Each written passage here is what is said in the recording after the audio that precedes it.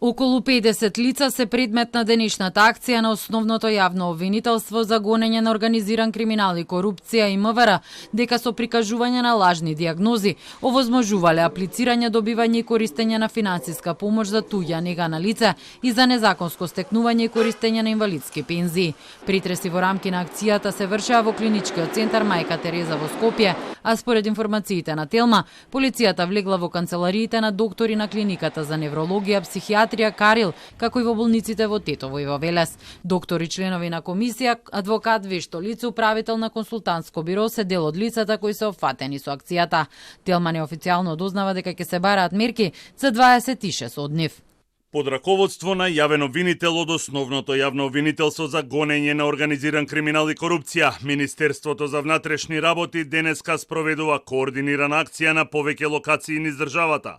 Станува збор за основано сомнение за сторени повеќе кривични дела, со кои е сторена штета на Фондот за здравство. Од ПИОМ вела дека во рамки на акцијата од нив биле побарани податоци за одреден број на предмети од 2023 и 2024 година и кои доктори биле ангажирани во комисија за издавање на инвалидски пензии. Со акцијата се офатени докторите кои работеле во комисијата. Од ПИОМ вела дека тројца доктори во тој период биле во редовен работен однос, а четворица со договор на дело, кои одлучувале побарањата за инвалидска пензија. Според последните податоци за јануари годинава, во земјава има 25.364 корисници на инвалидска пензија. Просечната инвалидска пензија изнесува 21.273 денари. Најмногу од нив, околу 9.000 корисници, земаат меѓу 15.500 до 19.500 денари. Највисоката од речиси 60.000 денари ја земаат 28 лица.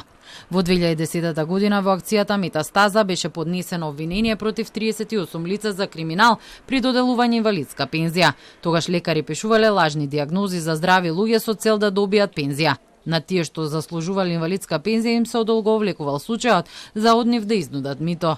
Изречените казни се движеа од 3 години затвор до условни пресуди. Штетата на ПИОМ беше во износ од 250.000 евра.